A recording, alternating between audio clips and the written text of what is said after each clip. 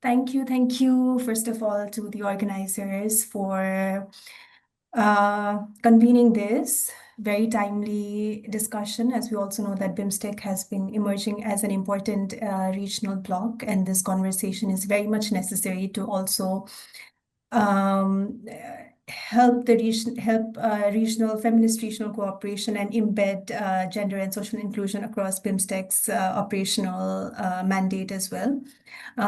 So in this presentation, I will just give a very quick overview of what UN Women has been doing in regards to driving gender responsive climate action in the region, also aligned with our triple mandate. And I will zoom into more on what our engagement has looked like with BIMSTEC, which is still in a very beginning. It's still very in a primitive, in a very beginning stage, but I can assure you that progress is being made, and I'm happy to share the status of how we are engaging with them in order to ensure that gender and social inclusion are embedded across their environment as well as climate change programs and policies.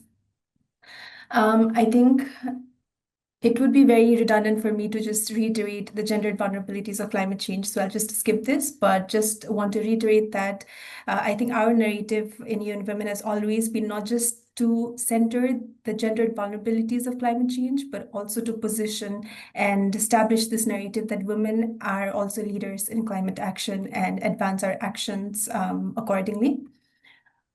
So in alignment to that, our climate strategy, gender responsive climate action is one of our three priority actions under women's economic empowerment.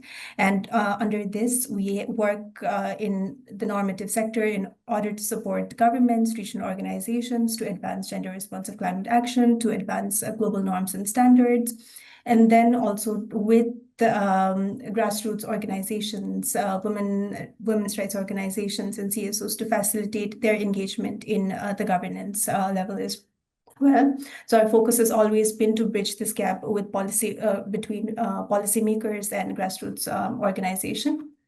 Our work across gender and climate is anchored in UN Women's triple mandate, which is the normative side, where we work with policymakers, regional organizations, more on the policy front by through technical expertise, through our convening power, as well as through evidence generation.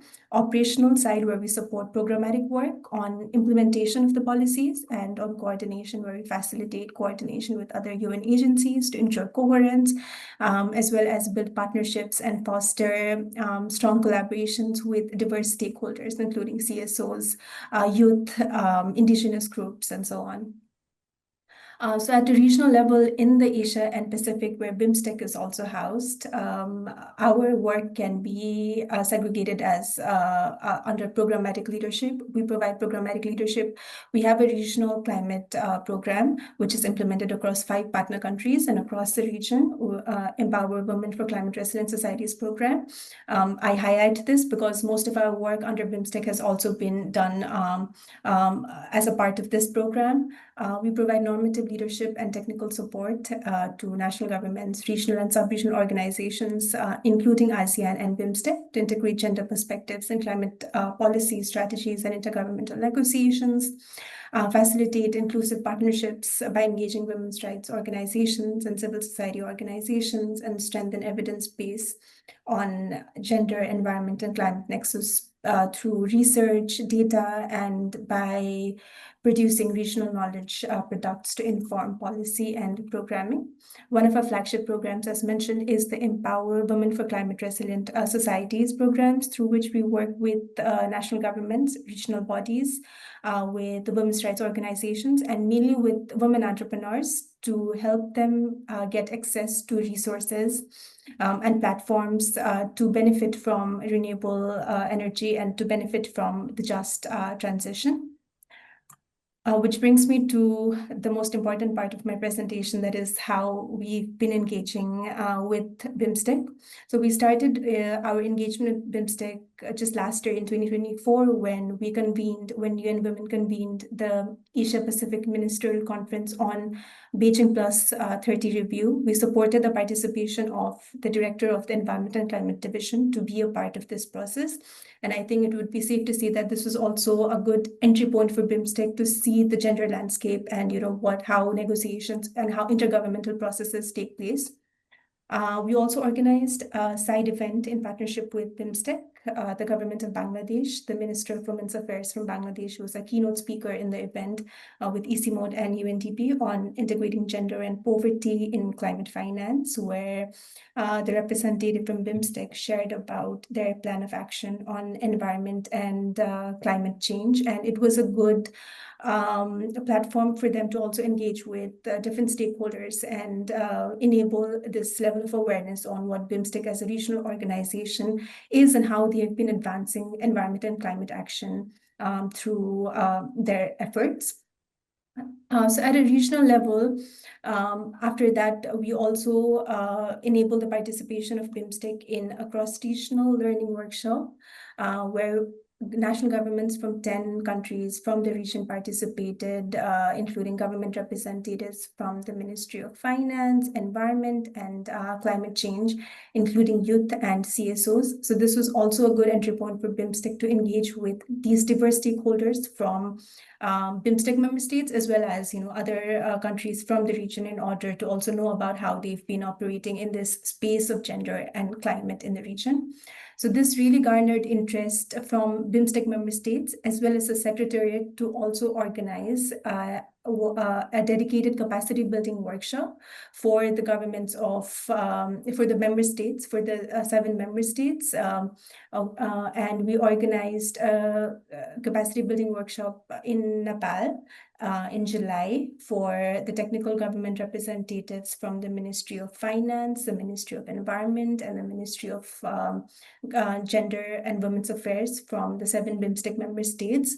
The main objective of this workshop was first to orient these government representatives on the foundational concepts of gender and how it can be embedded within the climate landscape.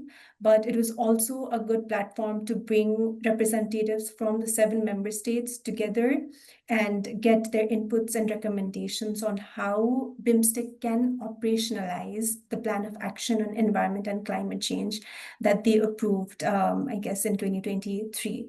So from this workshop was instrumental because we did receive a lot of very important recommendations from the government representatives on how BIMSTEC can operationalize gender-responsive climate action and the plan of action. And I think it's very interesting that a lot of the inputs that our speakers have already mentioned here in this session as well, starting from Dr. Aditi, who mentioned about the need to just really have a knowledge-sharing platform and focus more on indigenous knowledge of women and different indigenous groups. I think this was also one of the key recommendations that government representatives from the 7 member states also provided to the Secretariat in order to take forward. So the key recommendations that the Secretariat received from these government representatives was building a strong knowledge base of different practices that are existing in countries, and convening frequent knowledge sharing platforms, webinars, etc., in order to have a strong evidence for actions, for them to take actions forward. And the second was also focusing, the second recommendation that was provided to the Secretariat was also focusing more on the capacity building of these technical representatives, because the regional organization is also a sum of all of these member states, and a strong capacity, a strong understanding of gender and climate change, the nexus of gender and climate change amongst all of these technical representatives who work in the landscape is necessary. So that was also one of the key recommendations that BIMSTEC received from the government.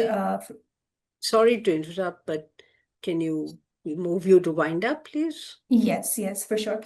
So I think a lot of the things that these member states also recommended to BIMSTEC was already covered by our speakers as well. But one thing that I really wanted to focus on was when we engaged with BIMSTEC, we only engaged with a small section of the whole institution, that is the Environment and Climate Change Division, right? And there are 7 sectors of cooperation. Energy does not even fall under Environment and Climate Change Division. It falls under the security sector of cooperation. Disaster management falls under different sectors of cooperation. So all of these different areas are very much segregated even within the institution. So I think something to consider for BIMSTEC and for us as well, as we advocate for a strong regional bloc, is that the institutionalization of gender and social inclusion. So I think, just to also give a reference, ASEAN has ASEAN Committee on Women, which is already institutionalized, an overarching body. So through that, it advances gender action across different sectors. So for BIMSTEC as well, at an institutional level, to have an overarching framework, to have an overarching body that is dedicated to gender is very much necessary, so that we have a common body to engage with and take our agenda forward.